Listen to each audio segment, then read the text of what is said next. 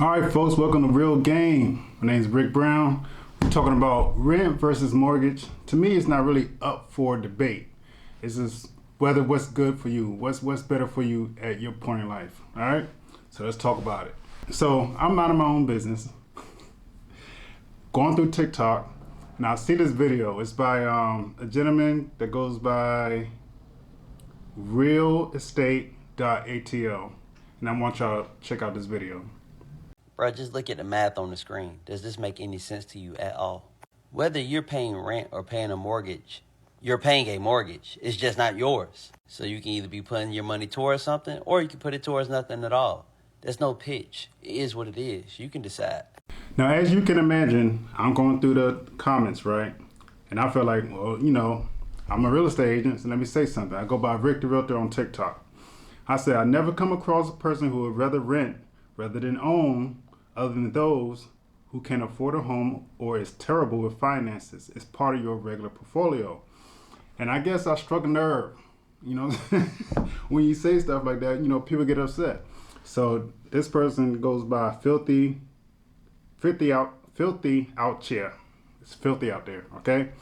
Everyone's goal isn't to own a home.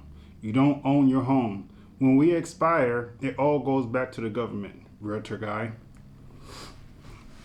I don't know where they're getting this information from, but it's not like you pay for your house and then when you die, they say, oh, thanks for playing, it's ours now. It doesn't work that way, all right? Especially if you paid it off. It goes to whoever you wanted to go to. All right, so we have another one. All right, Broker 61 says that $1,600 is the least you're going to pay buying a house and the most you'll pay renting. Also, when renting, you don't have $400K in debt. No equity when renting, but also no debt. All right, so I used to look at things like this too. Like when I purchased my first home, I was like, it was like 170, I think it was about what I paid for it. So when you look at it, you don't look at it like a student loan. A student loan is like a true debt. Credit card, that's debt. This is a different type of debt. You have a collateral. So if you look at a balance sheet, you have you have your asset. The home is the asset. The mortgage that you pay is the liability, long-term note. That's the liability, but it balances out. So if you imagine a scale right here, this is the house, this is your liability. The house will eventually go up, hopefully through time, and you paying down your liability, which is the note, right? So you have a liability. At the end of the day, you're going to build equity, and you have that collateral. When you have a paying full apartment, you don't have anything. It's just wasting money, just like you rent a car. So I don't know why people get that mixed up, but don't look at it as debt. Look at it as you got qualified for a $400,000 asset, right? You qualify for that. It's your responsibility to take care of it and manage it and take care of the maintenance and everything. You're supposed to be in charge of that. That's what. Some people are not ready for that. You know what I'm saying? Like some people, they have $1 million. They may not be responsible enough to manage $1 million home, but it's a building. You know what I'm saying? You're responsible for that building. That's how it goes. Yeah, things break, but breaks in an apartment. Now I can see what some people are saying, like, well, in an apartment you're not directly fixing it, but you are. It's a pool, so you don't see it. Your rent might go up $50, but it's spread out. But you're paying for the same thing. And the gentleman in the video was, he was correct. You think you may not have a mortgage. You're paying a mortgage. It doesn't matter if it's yours or someone else's. All right, we have some other comments in here. I mean, these people, they get upset, man. This is by Libra.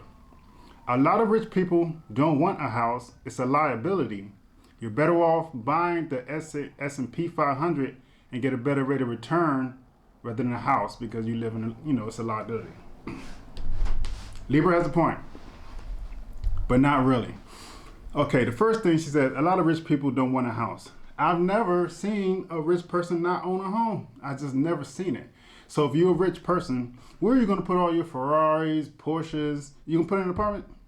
You got a family, you got kids. You're going to live in an apartment with somebody playing Sexy Red?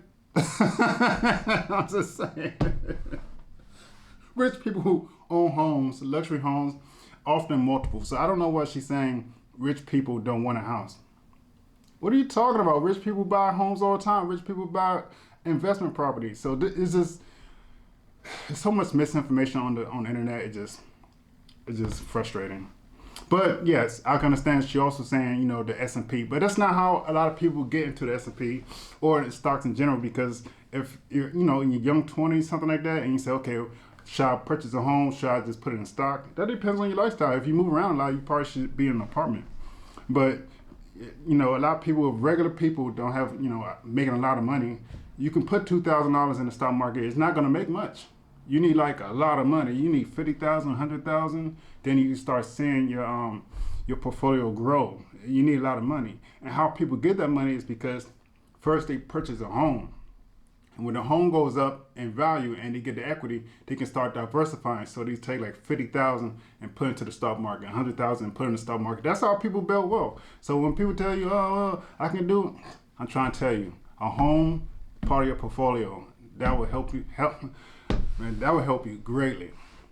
Just saying, this is my personal experience. This is how I started doing it. I got into real estate and that helped me a lot. It takes a long time to save up money. It's a lot easier when it's just appreciating doing it yourself. Okay? All right, this real game out.